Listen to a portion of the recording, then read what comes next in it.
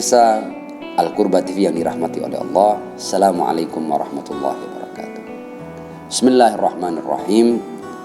Alhamdulillahi rabbil alamin. Allahumma salli ala Muhammad wa ali Muhammad.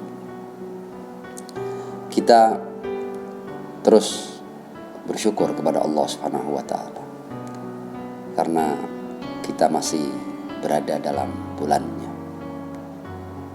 sebagai tamu-tamunya. Kita seperti yang dijelaskan oleh Rasul Shallallahu Alaihi Wasallam berada pada sebuah bulan yang malam-malamnya merupakan malam-malam terbaik, hari-harinya merupakan hari-hari terbaik, saat demi saatnya merupakan saat-saat terbaik. Bulan yang kata Rasul Shallallahu Alaihi Wasallam adalah bulan milik Allah Subhanahu wa ta'ala atau bulannya Allah.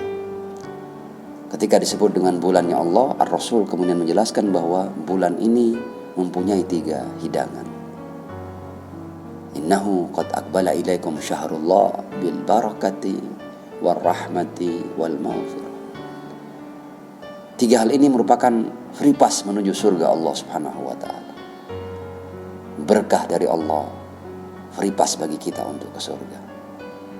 Rahmat dari Allah, free pass bagi kita untuk menuju surga. Maghfirah dan ampunan dari Allah juga merupakan free pass bagi kita untuk menuju surganya Allah Subhanahu wa ta'ala. Puasa adalah sebuah ibadah yang mempunyai tujuan. Ada banyak tujuan yang bisa diraih dengan puasa. Namun di antara tujuan yang ditekankan oleh Ar-Rasul dan keluarga sucinya adalah al-ikhlas. Al-Imam Ali bin Abi Thalib alaihissalam dalam salah sebuah sabdanya beliau berkata, "Faradallahu siyama ibtila'an li ikhlasil khalq."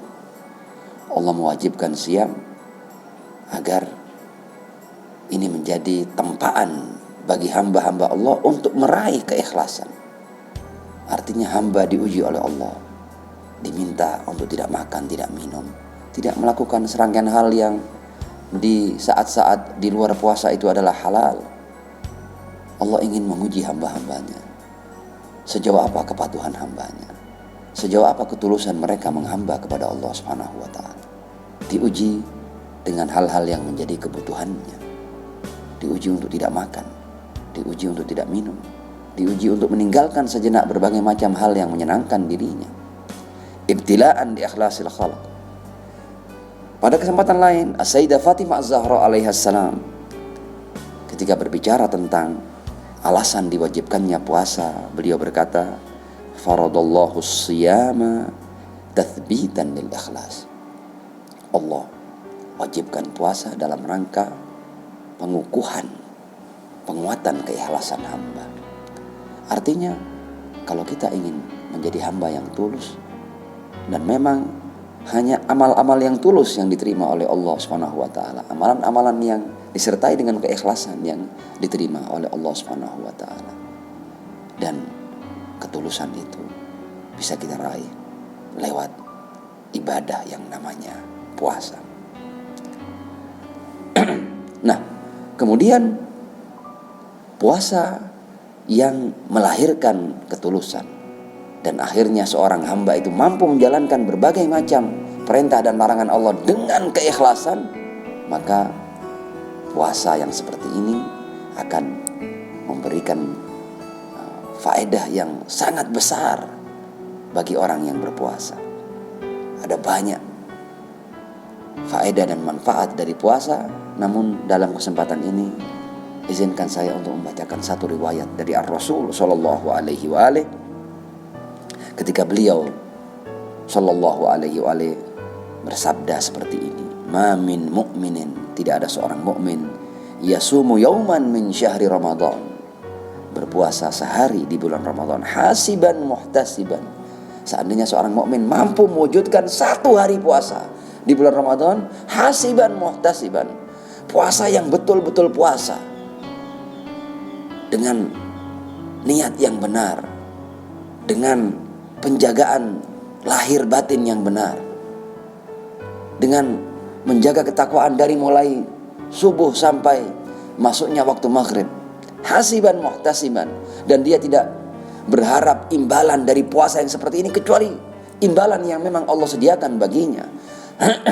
Hasiban muhtasiban, dia menghitung dirinya, menghisab dirinya, jangan sampai ada hal yang dilanggar. Dan dia juga muhtasiban, dia berharap imbalan dari Allah Subhanahu wa taala. Illa, kata Ar-Rasul, kecuali aujaballahu ta'ala lahu sab'a khisal, Allah akan pastikan untuknya 7 perkara. Dan 7 perkara ini adalah 7 perkara yang semuanya luar biasa.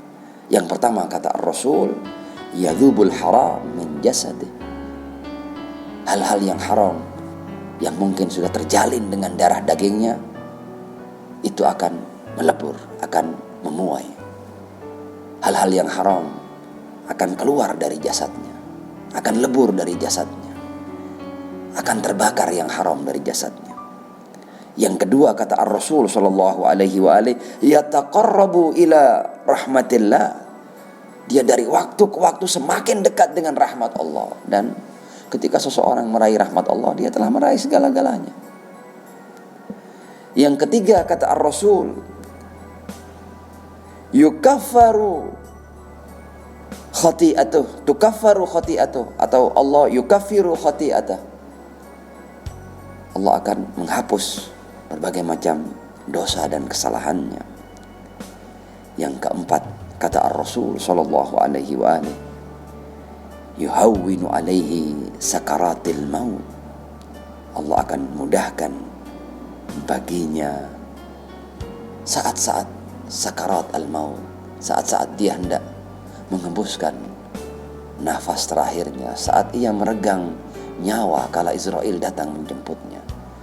Itu adalah saat yang berat, saat yang luar biasa, mencekam, menakutkan, menyakitkan.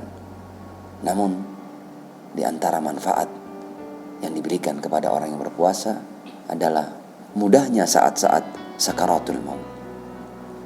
Yang kelima, kata Ar-Rasul, amanahullahu minal ju'i wal atash yaumal qiyamah. Hari kiamat banyak orang-orang yang akan merasakan kelaparan yang sesungguhnya, kehausan yang sesungguhnya. Tapi orang-orang yang sejenak menahan lapar dan haus saat ia di dunia dan dengan puasa, Allah akan amankan mereka dari rasa lapar dan haus di hari kiamat. Yang keenam, kata Ar-Rasul sallallahu alaihi wa alihi, bara'atun minan nar. Terbebasnya dia dari api neraka. Dan pada puncaknya yang ketujuh, kata Ar-Rasul sallallahu alaihi wa alihi, sebagai imbalan dia menahan lapar dan haus saat ia berpuasa di dunia, at'amahullahu min thayyibatil jannah. Allah akan puaskan dia dengan berbagai macam makanan dan hidangan surgawi. Mudah-mudahan kita termasuk orang-orang yang mampu berpuasa dengan status hasiban muhtasiban.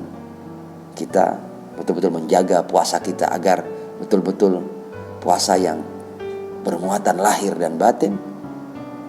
Dan ketika itu yang kita lakukan, maka kita juga boleh muhtasiban. Artinya kita boleh menanti imbalan-imbalan yang luar biasa dari Allah Subhanahu wa ta'ala. Syahrukum mubarak. Wassalamualaikum warahmatullahi wabarakatuh.